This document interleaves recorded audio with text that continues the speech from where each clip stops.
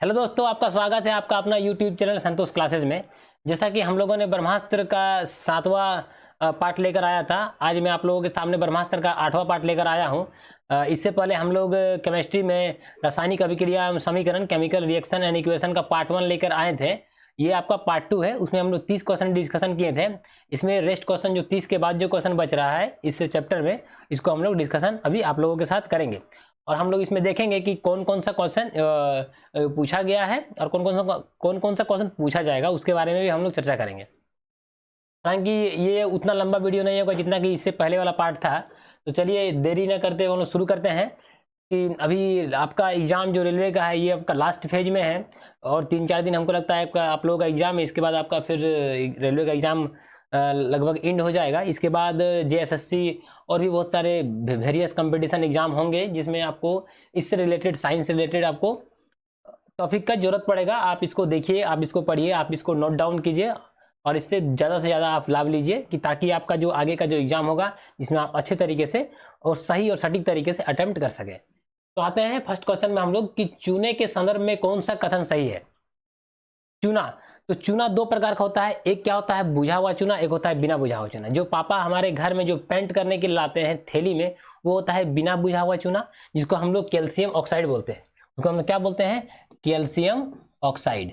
ये आपका हो गया बिना बुझा हुआ चूना, जो बुझा हुआ नहीं रहता है, बिना बुझा हुआ चूना। ये CaO, इसको हम लोग कली चूना भी बोलते हैं।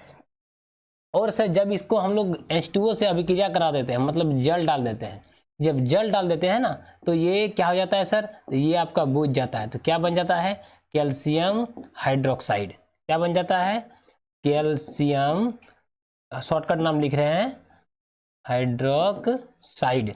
ये आपका हो गया बुझा हुआ चूना जब इसमें जल मिला देते हैं तो। और साथ में क्या निकलता है, साथ में हम लोगों को उष्मा ऊर्जा निकलती है। क्या निकलती है, उष्मा ऊर्जा। यही कारण है कि चूना में हम लोग कभी जल मिलाते हैं तो इस अभिक्रिया को हम लोग उष्माक्षेपी अभिक्रिया कहते हैं। तो अब क्वेश्चन पे आते हैं कि कौन सा कथन सही पूछा जा रहा है। तो कैल्शियम हाइड्रोक्साइड को चूना या बिना बुझा हुआ चूना, तो कैल्शियम हाइड्रोक्साइड को हम लोग क्या बोलते हैं, बुझा हुआ चूना। क्या बोलते हैं हम लोग, बुझा हुआ चूना। लेकिन कैल्शियम हाइड्रोक्साइड को चूना या बिना बुझा हुआ, बिना बोल रहा है, लेकिन यहाँ पर क्या है, बुझा हुआ चूना है। तो ये ऑप्शन आपका गलत हो जाएगा। अगला हम लोग ऑप्शन पढ़ते हैं, बुझे हुए चूने के विलयन से बुझा हुआ चूना। तो ये आपका बुझा हुआ चूना हो गया। कौन सा sir, calcium hydroxide. Calcium hydroxide sir ये बुझा हुआ चूना हो गया। इसके विलयन से, इसको हम लोग जब दीवारों में सफेदी करते हैं, पेंट करते हैं, कोई आपका दीवार है, इसमें जब हम लोग कैल्शियम हाइड्रोक्साइड से पेंट करते हैं तो 2 से 3 दिनों के बाद, जनरली 3 से 4 दिन होता है, मतलब जितने जल्दी उस पर सनलाइट जितना जल्दी आपको, जितना ज़्यादा पड़े, जितना देर तक पड़े, उस पर डिपेंड करता है। लेकिन जनरली हम लोग 3 से 4 दिन लेते हैं। तो 3 से 4 दिन के बाद दीवारों पर ये जो आपका कैल्शियम हाइड्रोक्साइड है, ये क्या करता है, आसपास के जो कार्बन डाइऑक्साइड है हमारे वातावरण में, उससे अभिक्रिया करके ये अपने ऊपर एक कैल्शियम कार्बोनेट की, और जल भी बनता है यहाँ पर, अपने ऊपर एक कैल्शियम कार्बोनेट की परत बना लेती है। यही कैल्शियम कार्बोनेट हम लोगों ने फर्स्ट वीडियो में डिस्कशन किया था। वो जो कैल्शियम कार्बोनेट की जो परत होती है, उसी परत के बनने के कारण दीवालों में हम लोगों का चमक आ जाता है। हम लोग देखे होंगे घर में जब पेंट करते हैं तो 3-4 दिन के बाद हमारा घर लाइट चमकने लगता है पूरा। कारण क्या है, वही कैल्शियम कार्बोनेट की परत बनने के कारण। बहुत बार एग्जाम में पूछा गया है, रेलवे में पूछा गया है, SSC GD में पूछा गया है, आपका झारखंड एंड बिहार पॉलिटेक्निक में इसको पूछा गया है, SSC CGL में पूछा गया है कि किसकी परत बनती है, तो कैल्शियम कार्बोनेट की। इसलिए ये बहुत इंपॉर्टेंट है, इसलिए इस क्वेश्चन को हम लोग उसको सेलेक्ट किए। तो आपका क्या हो जाएगा कि कैल्शियम कार्बोनेट का परत का निर्माण होता है। देखिए दीवारों पर कैल्शियम कार्बोनेट का निर्माण होता है। मतलब क्या हो गया कि A और B में कौन सा आपका सही है, तो आपका B सही है। आपका A क्या है, गलत है। हम लोग ऑप्शन पे जाएंगे, कहाँ पर दिया हुआ है B, तो केवल B ऑप्शन आपका 2 में दिया हुआ है। ये आपका होगा नहीं, ये आपका होगा नहीं, ये आपका होगा नहीं। ये हम लोगों ने आपके साथ क्वेश्चन नंबर 1 को डिस्कस किया। अब बढ़ते हैं हम लोग अगले क्वेश्चन की ओर। इस तरह इनमें से कौन सी क्लोरोक्षार प्रक्रिया है। फर्स्ट आप यदि वीडियो को अच्छे तरीके से देखे हैं विदाउट स्किप किए हुए, तो ये आपको बताने की हमको जरूरत नहीं पड़ेगी। फिर भी खैर मैं आपको एक बार कोशिश करता हूँ और एक बार समझाने का कि क्लोरोक्षार अभिक्रिया या प्रक्रिया क्या है, एक्चुअली क्या है। इसके बारे में हम लोग जब एसिड बेस एंड साल्ट पढ़ेंगे तब भी हम लोग इस रिएक्शन को पढ़ेंगे और अभी भी पढ़ेंगे। क्या है क्लोरोक्षार अभिक्रिया सर, क्या होता है कि जब कोई sodium chloride sodium chloride sir NaCl का जलीय विलयन, जलीय विलयन मतलब क्या सर, H2O जल दे दिए, दोनों मिल गया तो जलीय विलयन बन गया। कि जलीय विलयन में क्या दे देते हैं हम लोग, विद्युत धारा देते हैं। क्या देते हैं, विद्युत धारा। जब करंट पास कर देते हैं ना उस जलीय विलयन में, तो क्या होता है कि ये जो सोडियम क्लोराइड है और जल से अभिक्रिया करके ये बनाता है सोडियम हाइड्रोक्साइड और क्लोरीन गैस और आपका हाइड्रोजन गैस। और ये जो पूरी अभिक्रिया होती है इसी को हम लोग बोलते हैं क्लोर क्षार अभिक्रिया। क्या बोलते हैं हम लोग इसको, इसको बोलते हैं हम लोग क्लोर क्षार अभिक्रिया। सर इसको क्लोर क्षार अभिक्रिया क्यों कहते हैं, आप देखिए यहाँ पर क्लोरीन बना क्या नहीं, क्लोरीन बना इसीलिए इसका नाम हो गया आपका क्लोर, इसलिए क्या नाम हो गया क्लोर। और आपका NaOH, NaOH को क्या सोडियम हाइड्रोक्साइड बोलते हैं, ये एक प्रकार का क्षार है। तो आपका क्लोरीन से क्लोर, NaOH का क्षार होता है, तो क्लोर और क्षार, इसलिए उसका नाम हो गया क्लोर क्षार अभिक्रिया। क्या नाम हो गया, क्लोर क्षार अभिक्रिया। क्या करते हैं और एक बार समझिएगा, सोडियम क्लोराइड के जलीय विलयन में हम लोग विद्युत धारा देते हैं तो सोडियम हाइड्रोक्साइड बनता है, क्लोरीन गैस बनता है और हाइड्रोजन गैस बनता है। ये क्वेश्चन बहुत बार पूछा गया है कि जब क्लोर क्षार अभिक्रिया में कौन सी गैस निर्मुक्त होती है, किसी में दे देगा हाइड्रोजन गैस, किसी में दे देगा क्लोरीन गैस, किसी में दे देगा दोनों दे देगा, किसी में दे देगा CO2। तो आपको अपने अनुसार जो आप पढ़े हैं सही तरीके से उसको आपको टिक आउट करना है। तो आपका क्लोरीन गैस भी बनता है और आपका हाइड्रोजन गैस भी बनता है। और ये कहाँ पर एनोड या कैथोड पर निर्मुक्त था, इसको आप लोगों के सामने मैं डिस्कस करूंगा अम्ल क्षार एवं लवण चैप्टर में। अभी यहीं तक कि हम लोग को इसको क्लोर क्षार अभिक्रिया क्यों कहते हैं ये मैंने बताया, कौन सी गैस निकलता है मैंने आपको ये बताया, क्यों नाम ये पड़ा क्लोर क्षार ये मैंने आपको बताया। इसमें इलेक्ट्रिसिटी देते हैं तो ये बनता है। अब आते हैं कि इसका कौन सा, हालांकि अभी ये संतुलित नहीं है, संतुलित किया जा सकता है। जैसे कि यहाँ पर क्लोरीन 2 है, क्लोरीन यहाँ 2 करना है, क्या करना है 2 से गुना कर देंगे। इस प्रकार जब यहाँ क्लोरीन 2 गुना कर दिए तो सोडियम 2 हो गया, लेकिन सोडियम यहाँ पर 1 है, ये आपका सोडियम आगे से 2 गुना कर दिए। अब देखिए सोडियम 2 हो गया, क्लोरीन 2 हो गया, सोडियम 2 क्लोरीन 2, हाइड्रोजन कितना 2, हाइड्रोजन कितना 2, हाइड्रोजन देखिए हाइड्रोजन यहाँ पर 2, लेकिन यहाँ पर हाइड्रोजन देखिए यहाँ पर कितना हो गया आगे से 2, तो टोटल कितना 4 हो गया। यहाँ से 2 गुना कर देंगे कितना हो जाएगा, हाइड्रोजन यहाँ 4 और हाइड्रोजन देखिए यहाँ पर यहाँ आगे 2 गुना और यहाँ 2, 4 हो गया हाइड्रोजन। और आप देखिए और कुछ भी बचा क्या, आपका क्लोरीन तो आपको गिनवा दिए, सोडियम गिनवा दिए, आपको ऑक्सीजन नहीं गिनवा, ऑक्सीजन कितना है 2, ऑक्सीजन यहाँ देखा आगे में 2 गुना। ये आपका कंप्लीट संतुलित रासायनिक अभिक्रिया है। तो सर ये तो संतुलित करना क्यों जरूरी है, मैंने आपको बताया था कि संतुलित करने का सबसे मुख्य जो रीजन है यही है कि जो ये इस एरो के जो बायां साइड जिसको हम लोग अभिकारक बोलते हैं और इस एरो के दायां साइड जिसको हम लोग उत्पाद बोलते हैं, इंग्लिश से रिएक्टेंट और हिंदी से जो दाहिने साइड जो उत्पाद बनता है उसको हम लोग प्रोडक्ट बोलते हैं। तो ये अभिकारक और इधर के एरो के दाहिने साइड मतलब ये इसका इधर और इधर, ये दोनों का जो द्रव्यमान होगा, इधर का जो द्रव्यमान और इधर का द्रव्यमान, दोनों का द्रव्यमान को हम लोग बैलेंस करने के लिए हम लोग इसको संतुलित करते हैं। यही कारण है कि द्रव्यमान पूछा जाता है, इस बार एकेडमिक में ये क्वेश्चन है कि रासायनिक अभिक्रिया को संतुलित करना क्यों जरूरी होता है। रासायनिक अभिक्रिया को संतुलित करना इसलिए जरूरी होता है क्योंकि इससे द्रव्यमान संरक्षण के नियम की पुष्टि होती है। द्रव्यमान संरक्षण के नियम की पुष्टि मतलब सर इस अभिक्रिया होने से पहले का द्रव्यमान और अभिक्रिया होने के बाद का द्रव्यमान टोटल मतलब पदार्थों का द्रव्यमान टोटल क्या होता है इक्वल, यदि इधर 20 ग्राम इधर 20 ग्राम, इसको दोनों को इक्वल करने के लिए हम लोग क्या करते हैं बैलेंस करते हैं, क्या करते हैं संतुलित करते हैं। ये आपको मैंने संतुलित करने के लिए दे दिया। संतुलित करने वाला क्वेश्चन बहुत बार एग्जाम पूछा गया है, क्वेश्चन आपको 4 दे देगा, बोल देगा इसमें कौन सा संतुलित अभिक्रिया है, कौन सा असंतुलित है। और एक चीज आपको बता देते हैं, जो संतुलित रहता है और जो असंतुलित रहता है, जो असंतुलित रहता है उसका दूसरा नाम है हम लोग को कंकाली रासायनिक समीकरण। कंकाली के बारे में मैंने आपको बताया था कि हमारा शरीर में सिर्फ हड्डी दिखेगा तो आपको क्या बोलेंगे कि सर कंकाल है, और हमारा शरीर में हड्डी के साथ मांस भी है, जिस तरह आप लोगों के सामने मैं दिख रहा हूं, तो आप उसको क्या बोलेगा कि बैलेंस्ड बॉडी है, मतलब क्या संतुलित बॉडी है। सिर्फ हड्डी दिखेगा क्या बोलेगा कंकाल वाला बॉडी है।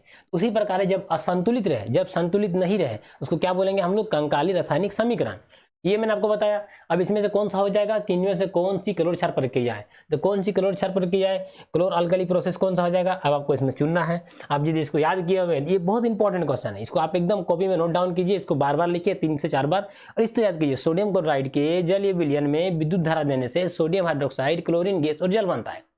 और एक बार सोडियम क्लोराइड के जलीय विलयन में विद्युत धारा देने से सोडियम हाइड्रोक्साइड क्लोरीन गैस और हाइड्रोजन गैस बनता है, इसलिए इसको क्लोर क्षार अभिक्रिया बोलते हैं। तो आप देखिए इसमें कौन सा लगा हुआ, आप देखिए ये GNO3 होगा नहीं, H2SO4 होगा नहीं, BaCl2 ये तो आपको द्विस्थापन अभिक्रिया का उदाहरण दिया, ये होगा नहीं, आपका ये बच गया। तो आप इस ऑप्शन के साथ गए तो हम लोग का ये क्लियर हो आपको। ऑप्शन टिक आउट करके निकला। अगला क्या है, प्रकाश संश्लेषण क्रिया में कितनी संख्या में CO2 और H2O होता है। हालांकि ये जो क्वेश्चन है, इस क्वेश्चन का दो रिएक्शन है, आपको दोनों रिएक्शन आपको समझाता हूँ कि ये डिफरेंट डिफरेंट बुक में दो रिएक्शन दिया हुआ है। और ये क्वेश्चन ये 17 अगस्त फर्स्ट शिफ्ट को ये पूछा गया है, 17 अगस्त फर्स्ट शिफ्ट को ये पूछा गया। यदि क्लास 10 का बुक पढ़ के जाते तो आप इसको गलत मार के आते या फिर इसको छोड़ के आते हैं। लेकिन अदर बुक में आपका ये किस टाइप का दिया हुआ, आप समझिएगा कि जो प्रकाश संश्लेषण अभिक्रिया में होता है क्या, कि आपका कार्बन डाइऑक्साइड और आपका जल क्या करता है, रिएक्शन करता है। किसकी उपस्थिति में, क्लोरोफिल, किसकी, क्लोरोफिल। और किसका उपस्थिति में, सूर्य की प्रकाश, किसकी उपस्थिति, सूर्य का प्रकाश। जैसे ही ये कार्बन डाइऑक्साइड और जल, इस क्लोरोफिल और सनलाइट, सबसे ज्यादा इंपॉर्टेंट है क्लोरोफिल और सनलाइट, इसको याद रखिएगा। ये नहीं रहेगा तो फिर आपका नहीं बनेगा। तो क्या बनता है आपका C6H12O6, और क्या बनता है, ऑक्सीजन गैस बनता है। यहीं तक ये एक बुक में लिखा हुआ है और उसी लाइन से ये क्वेश्चन दिया गया है। ये आपका फर्स्ट इक्वेशन हो गया। सेकंड इक्वेशन क्या है, एकदम यही इक्वेशन है आपका, कि उसमें आपका दे देता है CO2 और आपका H2O, और यहाँ पर वही चीज क्या सर, क्लोरोफिल और क्या सर, और सूर्य का प्रकाश। सूर्य का प्रकाश और क्लोरोफिल, वही जो पत्ती में क्या होता है, क्लोरोफिल होता है। और क्या, वो सूर्य के प्रकाश की सहायता से वो जो कार्बन डाइऑक्साइड लेता है और जल के माध्यम से क्या बनाता है आपका, हम इसको नीचे लिख दे रहे हैं, आप थोड़ा सा इसको देख लीजिएगा, या फिर ऐसे ही लिख देते हैं, देख लीजिए C6H12O6 और आपका O2 और आपका H2O। एक्चुअली नीचे में क्या होता है, ऊपर में क्या होता है, ऊपर में क्या होता है थोड़ा देखिएगा, ऊपर में 6 गो CO2 और 6 गो H2O मिलकर यहाँ पर 6O2 बनाता है। इसमें क्या होता है, 6 CO2 और यहाँ पर आपका 12 H2O पकड़ के आपका 6 CO2 और 6 गो जल बनाता है। ये दोनों बैलेंस्ड है, दोनों बैलेंस्ड है, मैं आपको दिखाता हूँ। दोनों में अंतर क्या है, बस इसमें जल बन रहा है, उसमें जल नहीं बन रहा है। क्वेश्चन कहाँ था, क्वेश्चन ऊपर से था, ये क्लास 10 में दिया हुआ है। ये जो लाइन आपका क्लास 10 में दिया हुआ है, आप इसको पढ़ गया तो आप फिर आप कंफ्यूज हो जाते हैं कि इसमें ऑप्शन मिलता ही नहीं। इसको जो पढ़ गया तो उसको मार देते हैं। क्वेश्चन में क्या पूछा गया, प्रकाश संश्लेषण क्रिया में कितनी संख्या में CO2 और H2O होता है। तो आप देखिए शुरू वाला में CO2 कितना संख्या में होता है, 6, H2O कितना संख्या में होता है, देखिए 6, तो CO2 6 और H2O 6, तो CO2 6 H2O 6। आप ऑप्शन सी के साथ चले जाते हैं और आप मार के आते हैं, आपका ये सही हो जाता। इस बार का 17 अगस्त तो फर्स्ट सीट पूछा गया था। इसको आप करते थे आप पागल हो जाते हैं कि 6 को CO2 मार देते, लेकिन 12 H2O आप खोजते नहीं मिलता, आप कंफ्यूज कर जाते हैं, आप कंफ्यूज कर जाते हैं। फिर आप बोलते हैं कि सर 6 CO2 सर, तो 12 को जल, यहाँ तो 6 को जल है सर, तो वही 6 को मार देते, फिर आप कंफ्यूज कर जाते हैं ना। एक्चुअली यही बात है, जो मेन जो फंडा है आपका है क्या, कि ये और ये दोनों इक्वेशन सेम है, बस खाली समझने का फेर है। यहाँ पर 12 है, यहाँ पर 6 है, घट जाएगा इधर, क्या बचेगा, 6 ही बचेगा ना, बस वही चीज है, ज्यादा कुछ इसमें है नहीं। तो आपको कौन सा ऑप्शन का साथ जाना था, 6 CO2 और 6 H2O, ये आपका ऑप्शन हो गया। आते हैं हम लोग अगला, अब हम लोग आते हैं 34 नंबर में, कि बुझे हुए चूने पर क्लोरीन की अभिक्रिया कराने पर क्या प्राप्त होता है। बुझा हुआ चूना, मैं आपको बता चुका हूँ, बुझा हुआ चूना क्या बोलते हैं, कैल्शियम हाइड्रोक्साइड बोलते हैं सर। आप बताए थे सर, जब पापा पानी डाल देते हैं वो बिना बुझा हुआ चूना पे, तो वही उष्मा निकलता है और जो विलयन मिलता है वो हमको कैल्शियम हाइड्रोक्साइड का मिलता है। पर किसका अभिक्रिया कराएंगे, क्लोरीन, किसका करवाएंगे, क्लोरीन। ये क्लोरीन आपको लाइफ टाइम मिलेगा, बहुत इंपॉर्टेंट चीज है क्लोरीन। इसका द्रव्यमान 35.5 होता है, परमाणु संख्या 17 होता है। बहुत बार पूछा गया आपका 11-12 में, आप एकेडमिक में पढ़िएगा, क्लोरीन आपको 100% मिलेगा, इसलिए बहुत इंपॉर्टेंट चीज है कि अभिक्रिया कराने पे क्या प्राप्त होता है। कभी भी ये आपका बुझा हुआ चूना और ये क्लोरीन आपस में जब भी अभिक्रिया करता है, इधर जगह नहीं मैं इसलिए नीचे कर दिखा दे रहा हूँ, अभिक्रिया कराएगा तो क्या बनता है, CaOCl। एक्चुअली में ये बनता है, इसको हम लोग लिखते हैं क्या करके, इसको शॉर्टकट रूप में लिखते हैं CaOCl, 2 है तो Cl2। आप इसको लिखिए या इसको लिखिए, तो मैं आपको एक मिटा देता हूं कि आप कंफ्यूज ना हो। तो क्या बनता है, CaOCl2, और आपका क्या बन जाएगा, आपका बन जाता है जल बनता है। क्या बनता है, जल। अब आप समझिए कि बुझा हुआ चूना के साथ क्लोरीन गैस उसमें हम लोग डालने से, प्रवाहित करने पे क्या बनता है, CaOCl2 इसी को हम लोग बोलते हैं बीरंजक चूर्ण। क्या बोलते हैं? बीरंजक चूर्ण। इसका उपयोग कहाँ करते हैं सर? कपड़ों उपड़ों के विरंजन के लिए, कागज फैक्ट्री में इसका उपयोग होता है, इसका एक उपचायक के रूप में इसका उपयोग होता है, लकड़ी में पेंट करने के लिए। विरंजन का मतलब ये होता है पेंट करना, रंगना, रंगाई। तो इसी का उपयोग किया जाता है। तो इसमें पूछा जाता है कि क्या प्राप्त होता है, तो CaOCl2। आप देखिएगा CaOCl एगो है, तो ये आपका ऑप्शन होगा नहीं। CaO O दो गो है, देखिए यहाँ पर O कितना, एक है, ये आपका होगा नहीं। CaOCl दो गो है, मतलब ये ऑप्शन आपका सही हो गया। ये देखिए CaO2Cl2, मतलब ये आपको होगा नहीं। तो ये आपको एकदम कंफ्यूज होना नहीं है, आपको देखना है CaOCl दो गो, आपको इस ऑप्शन के साथ चले गए।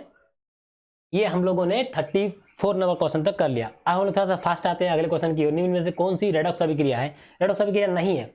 रेडॉक्स अभिक्रिया हम लोग क्या समझाए थे कि रेडॉक्स में क्या होता है सर, आपका ऑक्सीडेशन भी होता है। मतलब ऑक्सीडेशन मतलब सर ऑक्सीकरण, और क्या अवकरण मतलब क्या रिडक्शन, ये दोनों अभिक्रिया हो जाएगा। उसको हम लोग क्या बोलते हैं? उसको हम लोग बोलते हैं रेडॉक्स अभिक्रिया। मतलब ऑक्सीकरण भी अवकरण भी। ऑक्सीकरण किसको बोलते हैं? ऑक्सीकरण आपको मैंने समझाया था ऑक्सीजन का जुड़ना या तो हाइड्रोजन का हटना। ऑक्सीकरण में मैंने क्या समझाया था? ऑक्सीजन जुड़े या तो हाइड्रोजन घटे। और रिडक्शन में क्या बताए थे? ऑक्सीजन घटे या तो हाइड्रोजन जुड़े, जस्ट उसका उल्टा। उसको हम लोग क्या कहेंगे? अवकरण या अपचयन। ये बहुत सारा नाम है, तो आपको समझना है कि कौन सा रेडॉक्स अभिक्रिया नहीं है। आप यहाँ पर देखिए, यहाँ पर ऑक्सीजन क्या हो रहा है, यहाँ पर आपको ऑक्सीजन है, ऑक्सीजन हट गया। ऑक्सीजन हट गया क्या? नहीं, यहाँ पर ऑक्सीजन नहीं है, यहाँ ऑक्सीजन जुड़ गया, मतलब दोनों हो रहा है। ये आपका रेडॉक्स अभिक्रिया है। पूछा जा रहा है नहीं है कौन सा, ये आपका ऑप्शन होगा नहीं। दूसरा आप देखिए, यहाँ पर ऑक्सीजन है जिंक ऑक्साइड से, हट गया क्या? नहीं हट गया, मतलब क्या हो गया? अवकरण हो गया। और यहाँ पर कार्बन में देखिए ऑक्सीजन नहीं है, ऑक्सीजन जुड़ गया, ऑक्सीकरण हुआ क्या? नहीं। ये आपका रेडॉक्स अभिक्रिया है, लेकिन पूछा क्या जा रहा है? नहीं, तो आपका ऑप्शन होगा नहीं। अगला देखिए, यहाँ पर थोड़ा सा एरो आपको ऊपर चला गया है, बीच में एरो होगा, HCl के बाद एरो होगा। यहाँ पर देखिए मैग्नीज ऑक्साइड में ऑक्सीजन है, लेकिन आपका जब मैग्नीज क्लोराइड बना ऑक्सीजन है, हट गया, क्या हो रहा है? अवकरण हो रहा है। यहाँ पर देखिए हाइड्रोक्लोरिक एसिड, ये ऑक्सीजन है नहीं है, लेकिन यहाँ पर देखिए हाइड्रोजन में ऑक्सीजन जुड़ गया क्या? नहीं। या फिर उतना नहीं समझ में आ रहा, देखिए यहाँ पर डायरेक्ट क्लोरीन आपका हट गया, हाइड्रोजन हटा क्या? नहीं। HCl से ये आपका HCl है, क्या बन गया? Cl2, हाइड्रोजन हटा क्या? नहीं। जब हाइड्रोजन हटता है उसको क्या बोलते हैं? हाइड्रोजन हटना मतलब क्या कहते हैं? ओके, हाइड्रोजन हटना मतलब कमी होना, क्या कहलाता है? ऑक्सीकरण। ये ऑक्सीकरण अवकरण दोनों हो रहा है, तो ये आपका ऑप्शन नहीं होगा। आगे क्या है सर कि आपका इसमें देखिए, इस अभिक्रिया आप देखिए, ये आपका ऑक्सीकरण अवकरण कहीं नहीं हो रहा है, तो आप ये ऑप्शन के साथ आप जाइएगा कि सर आपका ये D नंबर होगा। ये आपको सबको समझा दिए कि यहाँ पर भी देखें कि आपका ये मैग्नीज ऑक्साइड था, ये आपका मैग्नीज क्लोराइड बन गया, ऑक्सीजन हटा तो क्या हो गया? अवकरण। यहाँ पर हाइड्रोजन हटा तो ऑक्सीकरण, दोनों हुआ था। ये तीनों हम लोग 1, 2 और 3 ऑप्शन में ऑक्सीकरण और अवकरण दोनों देखें। इसका मतलब क्या हुआ सर कि इसमें ये भी रेडॉक्स, ये भी रेडॉक्स, ये भी रेडॉक्स, इसमें बिल्कुल भी ऑक्सीकरण अवकरण नहीं हो रहा है, ये रेडॉक्स नहीं है। ये 17 अगस्त को सेकंड शिफ्ट में पूछा गया है, बहुत इंपॉर्टेंट क्वेश्चन। आपको मैंने फर्स्ट जब वीडियो मैंने आपके सामने लाया था रासायनिक अभिक्रिया समीकरण का पार्ट 1, उस समय मैंने आपको बताया था कि रेडॉक्स अभिक्रिया पे बहुत क्वेश्चन आता है, क्योंकि आपको रेडॉक्स में आपका ऑक्सीकरण नहीं पढ़ना है, अवकरण नहीं पढ़ना है, उपचयन अपचयन का नाम चेंज करके पूछता है, उपचायक पूछता है मतलब ऑक्सीकारक, और क्या पूछता है? अवकारक मतलब क्या कि अपचायक। ये सारा बहुत सारा क्वेश्चन इसमें पूछा जाता है, इसलिए आपको इसमें हम लोग 3-4 क्वेश्चन डाले कि आप इसमें पूरा कंफर्म क्लियर हो जाए कि आपको आगे चल के किसी प्रकार का दिक्कत ना हो। अब हम लोग आते हैं किस अभिक्रिया में जल में अविलेय जल में अविलेय पदार्थ बनता है। मैंने बताया था कि जल में अविलेय पदार्थ का बनना मतलब क्या? अवक्षेप। मैंने बताया था प्रेसिपिटेट। ये किस अभिक्रिया में? मतलब ये जनरली जब भी द्विविस्थापन अभिक्रिया होता है, सभी द्विविस्थापन में नहीं, जनरली द्विविस्थापन अभिक्रिया में सामान्यतः मतलब 99% केस में द्विविस्थापन अभिक्रिया होगा तो अवक्षेप बनता है। सर आपने एक तो बता उदाहरण दिया था, किसका उदाहरण दिया था? सोडियम सल्फेट और बेरियम क्लोराइड का। मैंने एक उदाहरण आपको दिया था कि आपका ये बेरियम क्लोराइड है और ये आपका Na2SO4 है। जब ये अभिक्रिया करता है तो Ba और ये SO4 इसका आयन ले लेता है, मैंने समझाया जिसको, तो बेरियम सल्फेट और ये इसका सोडियम और ये क्लोरीन मिलकर क्या बनाता है? Sodium chloride. आयनों का आदान प्रदान हुआ, इसको क्या कहते हैं? और मतलब द्विविस्थापन अभिक्रिया, या दूसरा नाम द्विक विस्थापन अभिक्रिया, या इंग्लिश से डबल डिस्प्लेसमेंट रिएक्शन। इसको सर हम लोग अवक्षेपण अभिक्रिया बोलते हैं। क्यों सर? कि बेरियम सल्फेट का श्वेत अवक्षेप बनता है, ये क्वेश्चन पूछा गया है, इसलिए इसका अवक्षेपण अभिक्रिया। सर एक कोई दूसरा उदाहरण आपके पास है क्या? एक दूसरा उदाहरण आपको देते हैं। ये आपका कॉपर सल्फेट है, ये आपका H2S है। जब रिएक्शन होता है ये आपका Cu और ये S, मैंने बताया था ना आयन का आदान प्रदान होता है, तो CuS हो गया, और ये आपका H2 और ये SO4 मिलकर क्या बनाता है? H2SO4। आप देखिए ये इसके साथ हुआ और ये इसके साथ हुआ, द्विविस्थापन हुआ क्या? नहीं हुआ। अब जो ये आपका Cu2S बनता है ना, ये जो आपका CuS जो बनता है, यही आपका काला अवक्षेप बनता है। कौन सा अवक्षेप बनता है? काला अवक्षेप बनता है। इसको आप ध्यान इसको रखिएगा। ये क्वेश्चन आपका द्विविस्थापन का है, द्विविस्थापन में ही जनरली आपका अवक्षेप बनता है, तो इसलिए हम लोग द्विविस्थापन को जनरली अवक्षेपण अभिक्रिया भी बोलते हैं। आते हैं क्वेश्चन पे, जल में अविलेय पदार्थ बनता है किसमें? अवक्षेपण अभिक्रिया। मैंने आपको बताया, तो आपका ऑप्शन ए सही है। संयोजन अभिक्रिया में बनता है क्या? नहीं। विस्थापन अभिक्रिया में नहीं, द्विविस्थापन बनता है, तो आपका द्विविस्थापन है। ए और डी किसमें? ऑप्शन नंबर 4 में। ये आपका ऑप्शन 1, 2 और 3 आपका होगा नहीं। क्यों नहीं होगा? आपके सामने दिख रहा है, आप इसको देख सकते हैं और इसको आप नोट डाउन भी कर सकते हैं।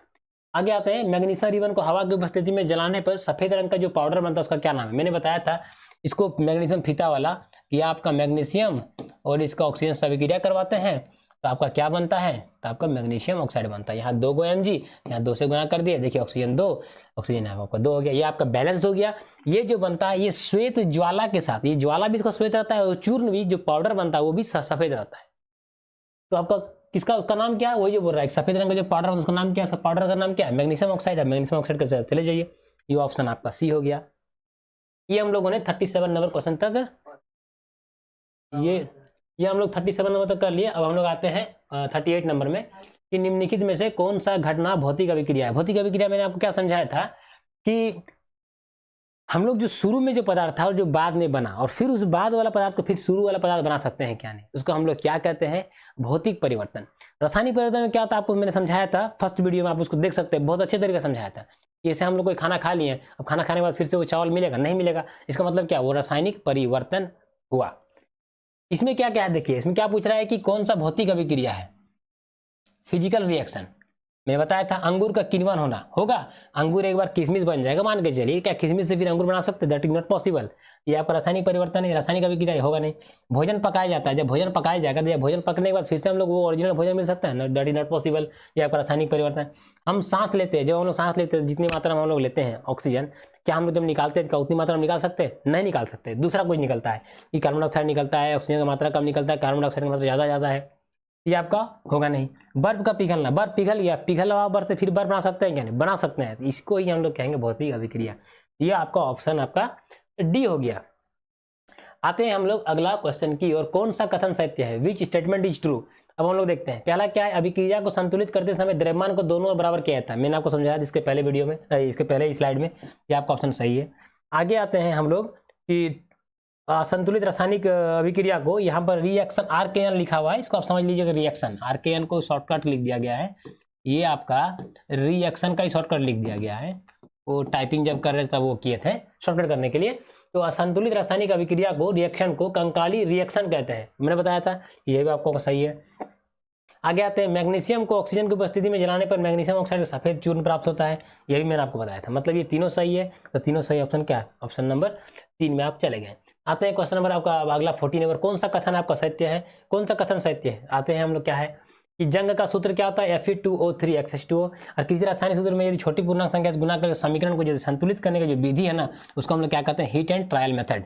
हीट एंड ट्रायल मेथड, ये दोनों सही है। कि जंग वाला थोड़ा सा आप समझा दीजिए सर, ये एक्चुअली में होता है क्या? ये एक्चुअली में होता है क्या? जंग में क्या होता है कि जब किसी भी हम लोग आयरन को हम लोग जब कभी भी खुले वायु में छोड़ देते हैं तो नमी और नमी आपका हो गया, नमी दैट मीन्स ह्यूमिडिटी मतलब आर्द्रता, और आसपास के अम्ल आदि से अभिक्रिया करके इसमें क्या करता है, उसके ऊपर में एक भूरे रंग की अवांछित परत, जिसको हम लोग कभी चाहते नहीं, वो परत चढ़ जाता है। इसमें क्या हो जाता है? उसमें चढ़ जाता है, जिसको हम लोग चाहते नहीं है। इससे क्या होता है कि मतलब लोहे में जंग लग जाता है। और एक चीज़ में क्या याद रखिएगा कि जंग लगने से लोहे का भार बढ़ता है। क्वेश्चन बहुत पूछा गया, इसको मैंने अभी जस्ट क्लियर बता दिया। तो ये आपका जंग लगना हो गया कि लोहे के ऊपर में भूरे रंग की अवांछित भूरे रंग की पपड़ी समझ लीजिए, एक लेयर बन जाता है, जिसको हम लोग जंग कहते हैं। अब हम लोग आगे डिस्कस करते हैं कि जंग लगा हुआ लोहा को हम लोग को कैसे होता है, कि कैसे बनता है। कि आपका ये क्या हो गया? आपका आयरन हो गया। और किससे अभिक्रिया करता है? आपका ऑक्सीजन से। और किससे अभिक्रिया करता है? H2O से। और थोड़ा सा आपको यहाँ पर समझाना पड़ेगा तब आपको कितना H2O से ये फिक्स नहीं होता है, तो यहाँ पर हम लोग लिख देते हैं X H2O से। अभिक्रिया करने के बाद क्या होता है? Fe2O3 dot X H2O। यही वाला जल योजित, इसी को हिंदी से हम लोग बोलते हैं जल योजित आयरन ऑक्साइड। और इसी का दूसरा नाम है जंग लगा हुआ लोहा। जंग लगा हुआ लोहा। थोड़ा सा राइटिंग सही नहीं है, आप लोग इसको नोट डाउन कर सकते हैं, मैं बोल दे रहा हूँ। यही है आपका जंग लगा हुआ लोहा, रस्टेड आयरन। आप देख लिए यहाँ पर आप संतुलित कर सकते हैं। यहाँ पर 2 है, यहाँ 2 से गुना कर दीजिए। ऑक्सीजन आपका यहाँ पर 1 है, यहाँ पर 3 है, 4 है, आपको ऑक्सीजन सब सही कर दीजिए। सर इसको एक बार आप कर देते तो ज़्यादा अच्छा रहता है। एक्चुअली संतुलित करने के लिए आप 4 से गुना कीजिए, यहाँ 3 से, यहाँ 2 से और यहाँ पर 2 से। तो आप देखिए हाइड्रोजन कितना, आयरन कितना 4 हो गया, आयरन 4 हो गया। ऑक्सीजन कितना आ गया 3 दूनी 6, 6 और आगे से 2 8। यहाँ देखिए 3 दूनी 6 और ऑक्सीजन आगे से 2 गुना 8 हो गया। आपका देखिए यहाँ पर हाइड्रोजन कितना है 2 और 2 4। हाइड्रोजन देखिए यहाँ पर 2 या इधर और 2 गुना 4। ये आपका बैलेंस कंप्लीट हो गया। यही है रस्टेड आयरन का फॉर्मूला। जब आयरन को जब ऑक्सीजन के संपर्क में आती है और उसमें नमी मिलता है तो उससे रिएक्शन करके क्या उसमें बन जाता है, उसमें एक भूरे रंग की अवांछित परत का चढ़ जाता है, उसको हम लोग क्या कहते हैं, जंग लगना। और ये हीट एंड ट्रायल विधि आपको बताया था मैंने पीछे वीडियो में, तो ऑप्शन ए और बी दोनों सही है। ए और बी के साथ हम लोग चले गए। इस तरह हम लोगों ने, सर ये तो जंग लगा बता दिया, आप इसको जंग लगने से बचाने के लिए क्या करेंगे, पेंट कर सकते हैं। आप दीवार क्या कहते हैं दुकान से लाके पेंट कर सकते हैं। और कोई उपाय है सर, क्रोमियम लेपन होता है, ऊपर में क्रोमियम की परत चढ़ा देना, ऊपर में जस्ता का परत चढ़ा दीजिए, जस्तीकरण बोलते हैं। एनोडीकरण कर सकते हैं, जसत लेपन कर सकते हैं, बहुत सारी विधियां है। ग्रीस लगा सकते हैं, तेल लगा सकते हैं। ये जंग लगाने से, जंग मतलब संक्षारण से बचाने के लिए लोहे को हम लोग इस तरह की विधि को अपना सकते हैं। ये क्वेश्चन आपका एनसीईआरटी में क्लास 10 में दिया हुआ है कि आपका एक घर में उपयोग होने वाला एक खाने का बर्तन है लोहे का, उसको जंग से बचाने के लिए क्या कीजिएगा। उसमें बहुत सारा ऑप्शन है कि आप ग्रीस लगा सकते हैं, तेल लगा सकते हैं, पेंट कर सकते हैं, और इनमें से सभी। तो इनमें सभी में आपको इनमें सभी जाना था। कारण क्या है, बहुत कोई इस क्वेश्चन को गलत मारा हुआ है। इसको डिप्लोमा में बहुत बार क्वेश्चन पूछा गया है कि हम लोग लोहे के खाना बनाने वाले बर्तन को हम लोग ग्रीस से ये करेंगे। एक्चुअली उसमें क्वेश्चन पूछा गया है कि हमको जंग से बचाना है, हमको जंग से बचाना है। जंग से बचाने के हम लोग ग्रीस तो लगा ही सकते हैं, इसलिए वो आपका सही ऑप्शन था। तो ये आ गया हम लोग अगला क्वेश्चन 42। मिथेनॉल बनाने के लिए किसका उपयोग किया जाता है। ये मिथेनॉल वाला में क्या होता है कि जो कार्बन मोनोऑक्साइड होता है, ये कार्बन मोनोऑक्साइड जब हाइड्रोजन से अभिक्रिया करता है तो क्या बनता है आपका CH3OH। एक कार्बन को बोलते हैं मिथ, याद रखिएगा, कार्बन चैप्टर आपको समझाएंगे। OH सॉरी मिथ आपको बोल दिए, उसके बाद ये आपका कार्बन के बगल में सब सिंगल बॉन्ड रहेगा तो आ जाता है N, E हट जाएगा, OH को ऑल बोलते हैं, तो आपका ये पूरा नाम पड़ जाता है मिथेनॉल। ये एक स्टेप का नाम पड़ता है। आपको कार्बन चैप्टर में आपको अच्छी तरीके से समझाएंगे, उस वीडियो को थोड़ा लंबा करेंगे, कोशिश करेंगे 3 पार्ट में, और आपको कंप्लीट समझाएंगे नाम कैसे लिखते हैं। तो ये तभी बनेगा जब यहाँ का जो आपका दाब रहेगा वो 340 ATM दाब रहेगा, तभी ये कार्बन मोनोऑक्साइड और ये हाइड्रोजन, ये आपका क्या है, ये आपका कार्बन मोनोऑक्साइड है और ये आपका क्या है, ये आपका हाइड्रोजन है, तब ये रिएक्शन करके मिथेनॉल बनाता है। अब आपको इस ऑप्शन में देखना है कहाँ पर है, तो कार्बन मोनोऑक्साइड हाइड्रोजन के रिएक्शन से क्या बनता है, मिथेनॉल। समझ गए ये वाला। ये आपको आगे फिर हम लोग इसके बारे में चर्चा करेंगे, बृहद चर्चा करेंगे मिथेनॉल और इथेनॉल के बारे में।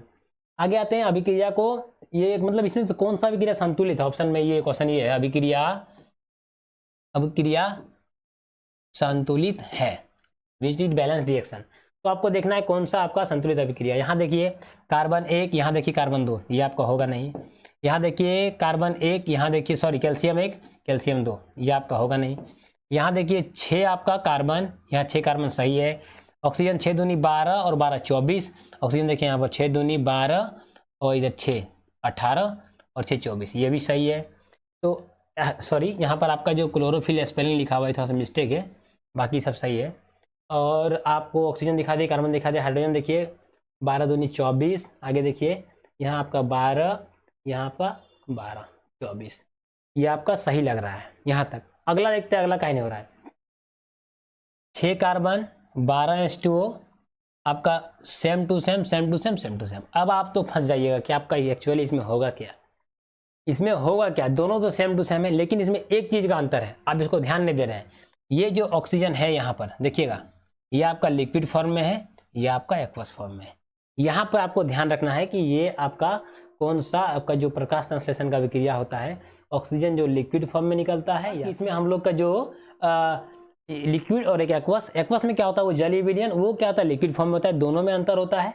तो आपका एनसीईआरटी में पूरा क्लियर लिखा हुआ है कि एक्वस फॉर्म में ऑक्सीजन होना चाहिए, तो आप इस ऑप्शन से जाइए, ये ऑप्शन आपका होगा नहीं। इतना इस क्वेश्चन में बारीकी था, आप यदि कंफ्यूज हो के आप तो सबसे पहले इसको 3 मिनट बर्बाद कर लीजिएगा। अब बर्बाद करने के बाद आपको अंजाम आपको पहुंचिएगा नहीं, फिर आप माथा पीट के छोड़ दीजिएगा और गलत मार्क निकल जाएगा या फिर छोड़ के निकलिएगा।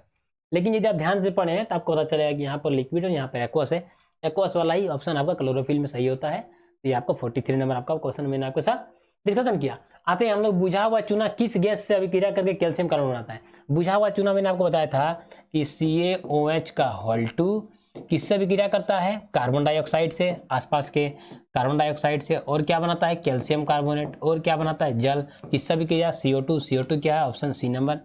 आते हैं अगला, ऊष्माक्षेपी अभिक्रिया के बारे में निम्नलिखित में से कौन सा कथन असत्य पूछा जा रहा है। ऊष्माक्षेपी में क्या होता है, ऊष्मा निकलता है। अब देखते हैं, प्राकृतिक गैस का दहन, प्राकृतिक गैस का जब दहन होता है, कोई भी गैस का हम लोग नेचुरल गैस का दहन करते हैं, उसमें ऊष्मा निकलता है, ये आपका ऑप्शन होगा नहीं, असत्य पूछा जा रहा है।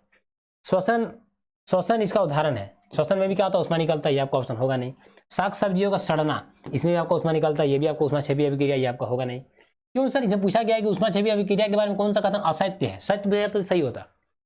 इस अभिक्रिया में ऊष्मा का अवशोषण होता है, ये आपका ऑप्शन, इसी ऑप्शन के साथ हम लोग जाएंगे। क्यों, क्योंकि ऊष्माक्षेपी अभिक्रिया में ऊष्मा का अवशोषण नहीं होता है, ऊष्मा निकलता है, ऊष्मा का उत्सर्जन होता है, ये आपका ऑप्शन डी नंबर। आगे आते हैं, कौन सा कथन असत्य है, असत्य है मतलब कौन सा गलत है। ये आपका बहुत बार ये क्वेश्चन पूछा गया है, बहुत इंपॉर्टेंट है। जो फेरस सल्फेट .7H2O है, ये 7H2O को हम लोग क्रिस्टलन का जल बोलते हैं, ये हमेशा याद रखिएगा। पूछा जाता है कि फेरस सल्फेट में क्रिस्टलन का कितने जल होते हैं, तो 7 होते हैं। जिंक सल्फेट में कितने होते हैं, 7। कॉपर सल्फेट में कितने होते हैं, 5। ये आप हमेशा याद रखिएगा, ये आपको अगला चैप्टर में मैं आपको समझाऊंगा इसको अच्छे तरीके से। तो कौन सा कथन असत्य है, हालांकि फेरस सल्फेट को हम लोग हरा तोता बोलते हैं, क्या बोलते हैं, हरा तोता। कहा है ये फेरस जो सल्फेट होता है इसका रंग क्या होता है, हरा, ये आपका ऑप्शन असत्य पूछा जा रहा है, ये आपका ऑप्शन सही है लेकिन असत्य पूछा जा रहा है, आपको होगा नहीं। जिंक सल्फेट 7H2O, ये भी आपका सफेद होता है, इसका सफेद कलर होता है, ये आपका ऑप्शन होगा नहीं क्योंकि ये सही है। कॉपर सल्फेट नीला रंग का होता है, इसी का नाम होता है नीला तोता, ये भी आपका 5H2O है, ये भी आपका सही है, आपका ऑप्शन होगा नहीं। ये फेरस सल्फेट 5H2O कभी नहीं होता है और उसका नाम नीला तोता होता ही नहीं, क्या नीला तोता बोलते हैं हम लोग CaO पर 5H2O, ये ऑप्शन आपका गलत दिया हुआ है, तो हम लोग ऑप्शन डी के साथ जाएंगे। अब हम लोग अपनी स्लाइड के अंतिम पड़ाव पे है। आगे बढ़ने से पहले मैं आप लोगों से यही कहना चाहता हूं कि यदि आपको कहीं पर भी किसी के रिगार्डिंग कोई भी रिएक्शन और इस क्वेश्चन के स्लाइड के रिगार्डिंग कहीं पर भी कोई भी टॉपिक के रिगार्डिंग आपको कोई इशू है तो आप उसको कमेंट में कीजिए, सेक्शन में कमेंट कीजिए, मैं कोशिश करूंगा उसको बताने का कि अगले वीडियो में जब लाऊं आपके लिए उसमें क्या करेंगे उसको हम बता देंगे उसके बारे में। और जो भी हमारे दोस्त लोग इस चैनल को सब्सक्राइब नहीं किए हैं, काइंडली हम इस चैनल को आप सब्सक्राइब कीजिए ताकि मैं आप लोगों के लिए अच्छे से अच्छे एजुकेशनल वीडियोज़ ला सकूँ। आगे आते हैं क्वेश्चन नंबर 46 पे कि लेड नाइट्रेट को गर्म करने पे क्या होता है। लेड नाइट्रेट क्या होता है ये सबसे पहले ही जानिए। तो लेड हो गया Pb और नाइट्रेट हो गया NO3 का Hol2, ये लेड नाइट्रेट का फॉर्मूला होता है। क्या करते हैं इसको गर्म करते हैं, उष्मा दे दिए तो क्या हो गया, गर्म करने लगे। जब गर्म करते हैं तो क्या बनता है, नीचे हम लिख दे रहे हैं, तो गर्म करते हैं तो लेड ऑक्साइड बनता है। और क्या बनता है sir, nitrogen oxide, nitrogen dioxide बनता है। और क्या बनता है सर, ऑक्सीजन गैस बनता है। एक्चुअली में क्या होता है, ये एक वियोजन अभिक्रिया, ये तो आप देख लिए कि जब ये टूट के बहुत सारा वियोजन अभिक्रिया, ये जो होता है ना लेड नाइट्रेट, इसका रंग नहीं होता है, रंगहीन। आपको बताए थे कि अभिक्रिया का होना में रंग का परिवर्तन भी होता है। और ये जो PbO होता है ना, ये आपका पीला कलर का होता है। मतलब सर रंग में परिवर्तन हो गया, मतलब इसको हम रासायनिक अभिक्रिया का होना बोलेंगे, यस मैंने आपको बताया था। और जो ये नाइट्रोजन जो ऑक्साइड है ना, ये आपका भूरा कलर का धुआं निकलता है, यही आपका भूरा कलर का। पूछा गया NO2 का रंग क्या होता है, वो आपका भूरा होता है। इसे पूछा क्या जा रहा है कि लेड नाइट्रेट को गर्म करने पे क्या होता है, तो गर्म करने पे सारा चीज होता है। देखते हैं, लेड ऑक्साइड का निर्माण होता है, ऑप्शन ए सही है। देखिए लेड ऑक्साइड ये वाला है PbO, Pb को लेड, O फॉर ऑक्साइड, तो लेड ऑक्साइड। NO2 बनता है जो भूरा रंग का होता है, मैंने आपको बता दिया NO2। ऑक्सीजन का निर्माण होता है, ऑक्सीजन का निर्माण होता है, मैंने आपको बता दिया, मतलब तीनों सही है। तो ABC आप देखिएगा, ऑप्शन नंबर 4 के साथ आप जाइएगा, ये आपका कंप्लीट हो गया 46 नंबर। आते हैं हम लोग 47 नंबर की ओर कि कौन सा कथन असत्य है, मतलब विच स्टेटमेंट इज फॉल्स, गलत पूछा जा रहा है।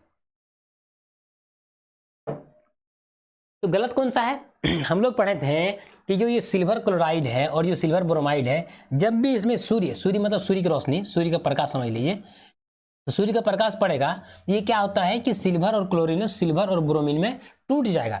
और जो इसका जो रंग होगा, ये रंग का इसका, ये पूछा गया बहुत बार, ये धूसर कलर का हो जाएगा। धूसर मतलब थोड़ा मलिन टाइप का हो जाएगा। तो ये आपका ये सही है कि कभी भी हम लोग सिल्वर क्लोराइड और सिल्वर ब्रोमाइड में सूर्य का रोशनी देंगे तो ये वियोजन होके, यही इसी का उदाहरण हम लोग दिए थे फर्स्ट वीडियो में प्रकाश वियोजन के बारे में, कि जब प्रकाश रोशनी पड़ता है इसमें तो टूट जाता है। ये आपका ऑप्शन सही है, लेकिन पूछा क्या जा रहा असत्य है, ये आपका ऑप्शन होगा नहीं, ये आपका ऑप्शन होगा नहीं। आगे आते हैं, ए और बी का उपयोग श्वेत फोटोग्राफी में करते हैं। क्वेश्चन बहुत बार पूछा गया है कि श्वेत फोटोग्राफी में किस रिएक्शन का उपयोग करते हैं। आपको बहुत सारा ऑप्शन दे देगा 1 2 3 और 4 में। आपको यदि आप उसको पढ़े हैं, आपको याद है, तो आप उसको सही ऑप्शन कीजिएगा।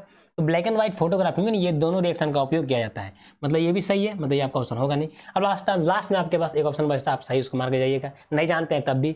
और यदि जो जानते हैं स्टार्टिंग में, तो आप इस 3 को ना पढ़ के डायरेक्ट गलत वाला आपको दिखेगा। क्या गलत वाला दिखेगा कि AgCl सिल्वर जो क्लोराइड होता है वो 340 ATM में टूटता नहीं है। इसके लिए टूटने के लिए ओनली क्या चाहिए कि इसको टूटने के लिए सूर्य का प्रकाश है। आप सबसे पहले इसी को मार के निकल जाइएगा, आपको टाइम बच जाएगा। मैंने आपको ये बताया कि ये क्यों नहीं हो, ये बताया, ये क्यों हो, ये बताया। आप इसको जो आपको सुविधा हो तो आप उस ऑप्शन के साथ आप जा सकते हैं। जो तरीका आप इसको छांट के भी कर सकते हैं या डायरेक्ट इसको आप टिक आउट कर सकते हैं। ये हम लोगों ने क्वेश्चन नंबर 48 कर लिया। अब हम लोग लास्ट ये 49 और इसके बाद हम लोग 50 कंप्लीट कर लेंगे। इसके बाद आपका कंप्लीट हो जाएगा ये स्लाइड। आते हैं हम लोग द्विविस्थापन अभिक्रिया के बारे में कौन सा कथन सत्य है। मैंने बताया था आपको द्विविस्थापन अभिक्रिया में अवक्षेप बनता है, इतना याद रखिएगा। आयनों का आदान प्रदान होता है, मैंने ये भी समझाया था। अवक्षेप बनता है तो अवक्षेपण अभिक्रिया कहलाता है। ये क्या है, सोडियम सल्फेट, मैंने अभी बताया। ये क्या है, बेरियम क्लोराइड। अभिक्रिया करता है क्या बनता है, बेरियम सल्फेट, और क्या बनता है, सोडियम क्लोराइड। ये बैलेंस नहीं है, हालांकि ये आपका बैलेंस नहीं है, इसमें थोड़ा सा आपका ये तो से गुना कर देंगे तो आपका बैलेंस हो जाएगा। थोड़ा सा ऑप्शन में आपका छूटा हुआ था। ये आपका ऑप्शन क्या है, ये कौन सा कथन सत्य है, ये आपका सत्य है। द्विविस्थापन अभिक्रिया को अवक्षेपण अभिक्रिया कहते हैं, मैंने आपको समझा चुका हूँ, तो ये आपका भी सत्य है। ए और बी कहाँ लिखा हुआ, ऑप्शन नंबर 3, ये हम लोग चले गए। आगे आते हैं MnO2, मैग्नीज डाइऑक्साइड और हाइड्रोक्लोरिक एसिड जब रिएक्शन करता है तो मैग्नीज क्लोराइड H2 और Cl2, मैंने आपको बताया था। यहाँ देखिए, यहाँ पर आपका क्या है, ऑक्सीजन है, ऑक्सीजन देखिए हट गया, ऑक्सीजन हट गया, मतलब कौन सा अभिक्रिया हो गया, ये आपका अवकरण हो गया। क्या हो गया, अवकरण। आगे देखते हैं, इसमें हाइड्रोजन है, हाइड्रोजन हट गया, हाइड्रोजन का हटना क्या बोलते हैं, उसको ऑक्सीकरण बोलते हैं। तो ये मैंने आपको बता दिया कि ऑक्सीकरण अवकरण। अब जो ऑक्सीकरण अवकरण हो गया, इसको कौन सा अभिक्रिया बोलेंगे, तो इसको बोलेंगे रेडॉक्स अभिक्रिया। यहाँ तक हम लोग जान गए। और सर ये तो ऑक्सीकरण अवकरण समझा दिए, एक कौन उपचयित हो रहा है, कौन अपचयित हो रहा है, ये भी आप समझाइए। जब इसमें से ऑक्सीजन हट गया, ऑक्सीजन का हटना जो हट गया, तो इसको बोलते हैं अपचयित हो गया। क्या हो गया, अपचयित। क्या हो गया, अपचयित। देखिए ऑक्सीजन जब हट गया, इसको कहना है कि मैग्नीज जो ऑक्साइड है ये क्या हो गया, अपचयित हो गया। भूलिएगा एकदम बिल्कुल भी नहीं, अपचयित हो गया। क्या हो गया, अपचयित, भूलिएगा बिल्कुल भी नहीं, तो कंफ्यूज नहीं करना है, क्योंकि उसमें ऑक्सीजन हट गया ना। ऑक्सीजन हट गया मतलब क्या हो गया, अपचयन हुआ। अपचयन मतलब क्या हो गया, उसका अपचयित हो गया। और सर इसमें यदि हाइड्रोजन आपका हट गया इसमें से, इसका मतलब ऑक्सीकरण हुआ, मतलब ये क्या हो गया, ऑक्सीकृत हो गया। क्या हो गया, ऑक्सीकृत। ऑक्सीकृत बोलिए, या फिर दूसरा नाम आपका इसका है उपचयित बोलिए। ये मैंने आपको समझाया कौन अपचयित कौन उपचयित हो रहा है। आते हैं ऑप्शन पे कि कार्बन उपचयित होकर CO बना रहा है, तो कार्बन आपका कहीं है, कहीं पर देखिए, कहीं नहीं, तो आपका ये ऑप्शन आपका होगा नहीं। आगे, हाइड्रोक्लोरिक एसिड क्लोरीन में उपचयित हो रहा है। हाइड्रोक्लोरिक एसिड क्लोरीन में उपचयित हो रहा है, मतलब ये आपका ऑप्शन सही है, मैं आपको बता चुका हूं। Manganese dioxide MnCl2 manganese chloride में अपचयित हो रहा है। मैग्नीज डाइऑक्साइड मैग्नीज क्लोराइड में क्या अपचयित हो रहा है, मतलब ये ऑप्शन सही है। हाइड्रोक्लोरिक एसिड HCl में अपचयित हो रहा है। HCl में क्या हो रहा था, उपचयित नहीं है, क्या हो अपचयित, मतलब ये आपका ऑप्शन होगा नहीं। तो बी और सी कहाँ आपका लिखा हुआ है, बी और सी आपका ऑप्शन नंबर 2 में लिखा हुआ है। ये आपका क्वेश्चन नंबर 50 आपका ये कंप्लीट हो गया। और ये हम लोगों का जो 50 क्वेश्चन का जो स्लाइड था पार्ट 1 और पार्ट 2 में मैंने आप लोगों के साथ डिस्कस किया। हम लोगों ने कोशिश किया कि इस स्लाइड में ज़्यादा से ज़्यादा इंपॉर्टेंट क्वेश्चन को इसमें डालें। इसमें हम लोग बुझा हुआ चूना से लेके कैल्शियम कार्बोनेट तक पढ़े, हम लोग विकृत गंधिता के बारे में पढ़े, जिसमें खाना वाना का टेस्ट आपका स्वाद बदल जाता है, बचाने के लिए क्या करते हैं। एक्चुअली में क्या होता है कि जो हम लोग तेल या वसायुक्त जो खाना होता है वो आप खुले में रख दीजिएगा तो वो ऑक्सीकृत हो जाता है। ऑक्सीकृत हो जाने से क्या उसका टेस्ट और उसका गंध दोनों बदल जाता है, जिसको हम लोग विकृत गंधिता बोलते हैं। उसको बचाने के लिए हम लोग क्या करते हैं, उसको बचाने के लिए या तो हम लोग फ्रिज में रख सकते हैं, तो क्या होगा कि जो तेल और वसायुक्त खाद्य पदार्थ है वो खराब नहीं होंगे। दूसरा क्या है सर, उसमें हम लोग नाइट्रोजन गैस डाल के उसको पैकेट में पैक कर रख सकते हैं, तब भी हम लोग होगा नहीं, जैसे कि हम लोग कुरकुरे वगैरह में देखे हैं। और क्या है सर, उसको ठंडे जगह पर रख सकते हैं, मतलब सूर्य की रोशनी से दूर। ये आपको 3 बताएं। चौथा सर और कोई उपाय है क्या, इसमें हम लोग एक BHA और